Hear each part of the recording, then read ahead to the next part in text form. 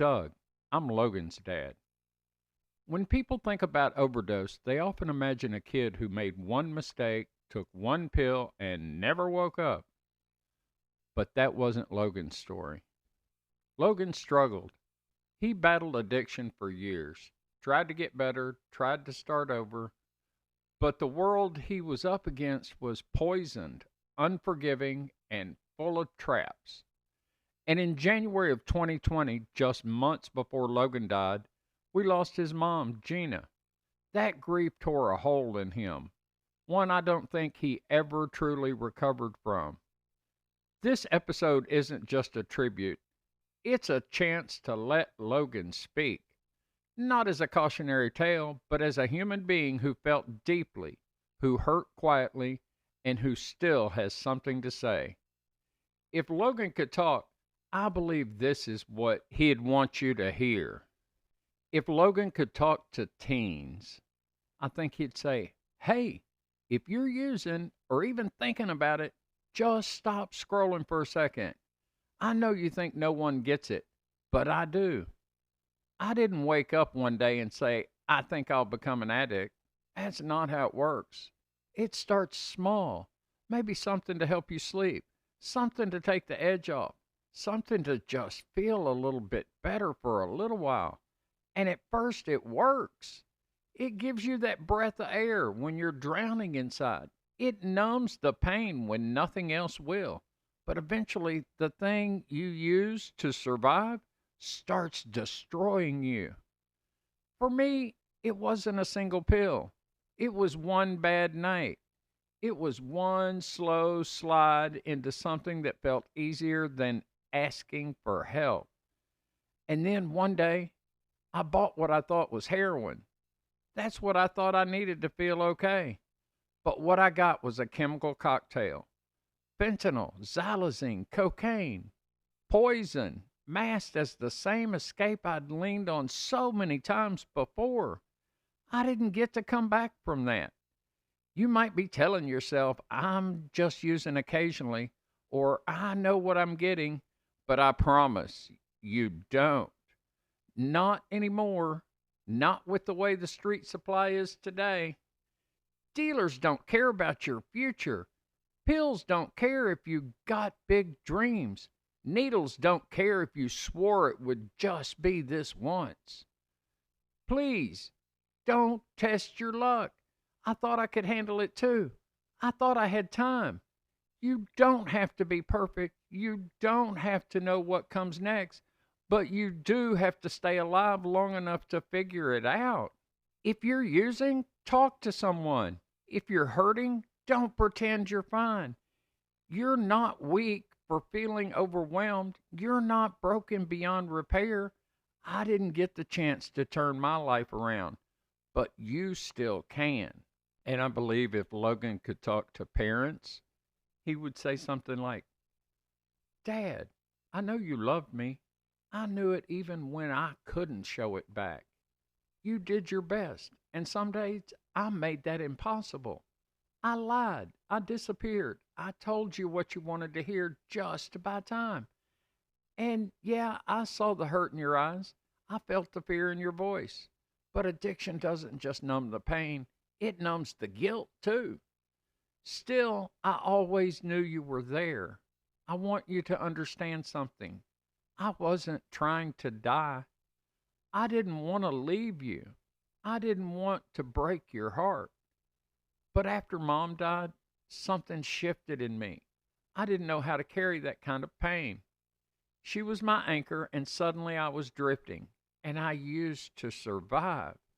I wish I could go back and sit at the table and really talk, not hide, not lie, not pretend. I wish I could tell you how heavy it felt to be seen as the problem instead of the person in pain, because I was in pain, and I know you were too. To every parent out there, please understand, it's not just about bad choices, it's about pain that hasn't found a voice yet.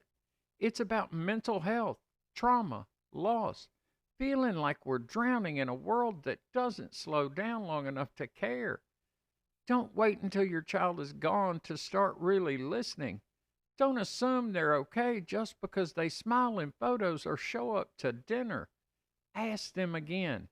Ask in a different way. Ask like their life depends on it, because it might. Don't make it about shame. Make it about love. Not what's wrong with you, but what happened to you and how can I help carry it? And if you're already doing all of this and your kid is still struggling, please don't give up. You might be the only lifeline they have left. Even when we don't say it, we're listening. Even when we push you away, we still need you close. You can't fix us, but you can love us toward the light. And sometimes that's what makes all the difference. And if Logan could talk to the world, it might sound something like this. If I could stand in front of the world right now, I'd say this. You need to stop pretending this isn't your problem. You didn't know me, but I was somebody's son, somebody's friend, somebody's could have been. And I'm not alone. There are thousands of us gone every day. Some from one pill, others like me from years of trying to outrun pain with poison. But the story is the same underneath it all. We hurt, we hid, we used, we died. And while the world debates policy and blames parents or kids or schools, we keep falling one by one, quietly, tragically. You think it's not your problem? If you've got a student, a neighbor, a coworker, a kid with a phone, it is. Because this isn't just about drugs. This is about unspoken trauma, about untreated mental health, about a poison supply that doesn't play fair and doesn't care who it kills. Fentanyl is everywhere. Xylazine is in the mix now and it won't stop. And the people dying, they're not just addicts. They're people who were trying to cope the best way they knew how. So don't dare turn your head. Don't you dare think it's not in my town, not my school, not my kid. That's what my dad thought once too. If you want to help, do something. Stop shaming people who are struggling. Start pushing for harm reduction. Start asking why people are using, not just how to punish them. We need more beds than jails, more compassion than condemnation, more truth telling than silence. You don't have to know someone who overdosed to care, but I promise you do. You just might not know it yet. Please wake up, world. And here's what I'd imagine that Logan would say to the dealer who sold him that poison. You didn't know me. You didn't know that just a few months before you handed me that poison that I buried my mom. You didn't know that I was barely holding it together, just trying to outrun a grief that lived in my chest like a fire that wouldn't go out. You didn't see the nights I curled up in silence trying to breathe through the pain. You didn't hear the thoughts I fought every day. You didn't know I was someone's only son. To you, I was just a hit, just a name in your phone, just another sale. But I was more than that. I was a kid who used to fish with my granddaddy, who could make a whole room laugh with one joke, who knew how to spot real depression glass at a flea market before I was even old enough to drive. I was just trying to survive, and I thought I was getting something I'd taken before, something familiar. But it wasn't heroin. It was fentanyl. It was xylazine. It was a poison cocktail, and it killed me. You didn't just sell a drug, you sold a goodbye. You sold a closed casket. You sold the silence my dad now lives in every single day. Maybe you didn't mean to hurt me. Maybe you didn't know what was in the bag. But you're a part of the system that's killing people like me, people who still had time left, if only someone had told us the truth. So if you're listening, if this somehow reaches you, I'm not writing to curse you. I'm writing to beg you to stop. Stop selling lies. Stop pretending you're just giving people what they want. Start caring what happens after the cash changes hands, because it won't just be me. There will be others. And every time you make that deal, you are gambling with a life you don't even know. You didn't know me, but now you do. And finally, I'd like to believe that this is a message that he would like to leave to those that are still struggling with substance use disorder. Hey, if you're hearing this, it means you're still here, still breathing, still fighting, still in it. And I need you to know something. You're not alone. I know what it feels like to be so deep in the cycle that you don't know where the real you ends and the addiction begins. I know what it's like to wake up and wonder if today is the day you finally get clean or the day you disappear. I know the shame, the hiding, the lies you tell to just buy more time. I know the pain that doesn't stop, even when the high kicks in. And I know what it's like to think you've got one more use left in you. I thought I did too. But that last hit, that one time I thought I could handle it, it wasn't what I thought it was.